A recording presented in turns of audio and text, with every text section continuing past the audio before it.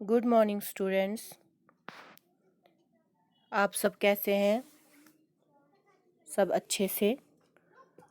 आज हम कंटिन्यू करेंगे the chapter lesson number 8 be adventurous.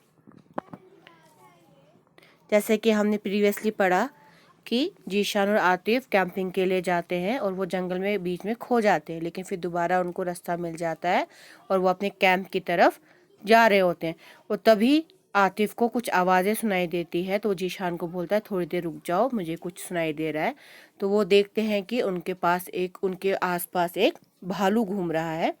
तो वो चुपके से एक साइड पे हो जाते हैं ताकि उसके नज़र में ना आए। तो अब आतिफ जो था जीशान को बोलता है तुम बिल्कुल भी साउंड या शोर नहीं मचाना, नहीं तो वो हम पे अटैक कर देगा। लेकिन जीशान था वो बहुत एक्साइटेड था भालू को देख के।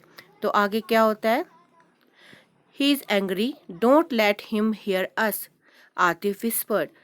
वो कहता है, आतिफ बोलता है जीशान को कि उसकी आवाज़ से, उसके हाव भाव से ऐसा लग रहा है कि वो गुस्से में है और गलती से भी उसको हमारी आवाज़ सुनाई नहीं देनी चाहिए। But the bear hear them, लेकिन जो भालू था उनकी आवाज़ सुन लेता है। ही स्मेल देम टू, और वो हवा में उनकी खुशबू से सूंघ लेता है। जो कुछ जानवर होते हैं वो कुछ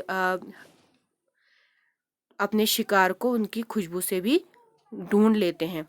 ही lifted his mouth towards sky and starting roaring loudly, और जैसे ही उसने स्मेल ली उसको लगा आगे आसपास कोई न कोई है, तो उसने जल्दी से अपनी गर्दन आकाश की तरफ उठाई और रोरिंग में उसने अपनी घुराने की आवाज़ निकालना शुरू हो गया।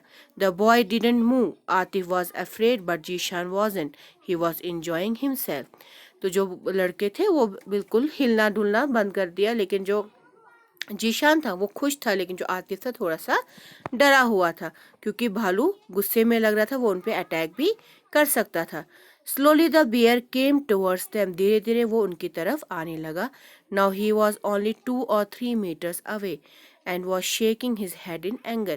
पहले उनके 20 मीटर्स दूर था, लेकिन धीरे धीरे जब वो उनके पास आने लगा तो वो 2 से 3 मीटर ही दूर था और अपना सिर जोर जोर से गुस्से से हिलाने लगा। He is going to attack us, Atif whisper to Zeeshan.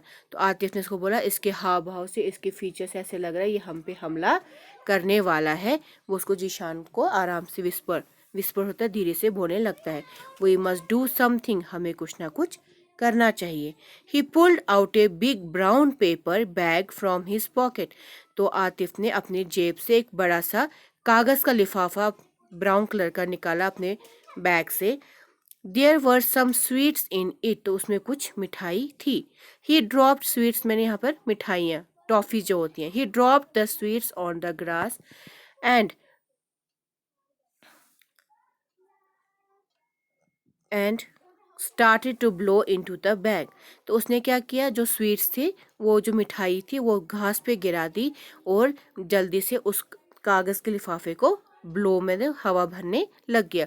Soon the bag was like a big balloon, और जल्दी ही वो जो लिफाफे का कागज़ का जो लिफाफा या पॉलिथीन जो बैग था उसका बैलून की शेप में हो गया। He hit it hard with his hand, it made a very loud noise, bang. तो उसने क्या किया, जल्दी जैसे वो फूला तो उसने फटाफट उसके ऊपर से जोर से हाथ से उसको ठप कर दिया। तुम लोग भी कभी घर पे करते होंगे फुला के, तो उस जोर से आवाज़ आती है बैंग की। The bear stopped, roar angrily and turn away. तो जो भालू था वो थोड़ा सा उस आवाज़ से डर गया और चिल्ला के वहाँ से चला गया। He walk quickly through the He walked quickly through the tall grass and soon disappeared in the forest. वो जल्दी से फॉरेस्ट की तरफ भाग गया। Both the boys had a sign of relief. और दोनों लड़कों ने थोड़ा सा राहत की सांस ली। He thought we had a gun, said Zeeshan laughing softly. तो जीशान ने कहा, उससे लगा कि शायद हमारे पास गन है और हम उसका शिकार करने आए हैं, तो इसलिए वो डर के भाग गया। Yes, said Atif quietly. तो आतिफ ने उसको धीरे से कहा, हाँ उसको ऐसा ही लगा, लेट्स रन। तो जैसे ही भालू चला गया तो वो दोनों भागने लग गए, कहाँ पे, कैंप की तरफ। यानी कि उसने लिफाफे, एक अक्लमंदी का काम किया, उसने लिफाफे को एक बैलून बनाया और उसको ज़ोर से आवाज़ मारी ताकि वो भालू उसको सुन के डर जाए। उसको लगा कि कोई शिकारी उसका शिकार करने आया है, तो इसलिए वो उनको छोड़ के वहाँ से चला गया। अगर वो ऐसा नहीं करते तो भालू उन पे हमला कर देते। तो यानी कि हमें किसी भी सिचुएशन को जल्दी से मतलब अपनी समझदारी से उस सिचुएशन को हैंडल करना चाहिए। आज के लिए इतना ही। Okay students, bye, take care.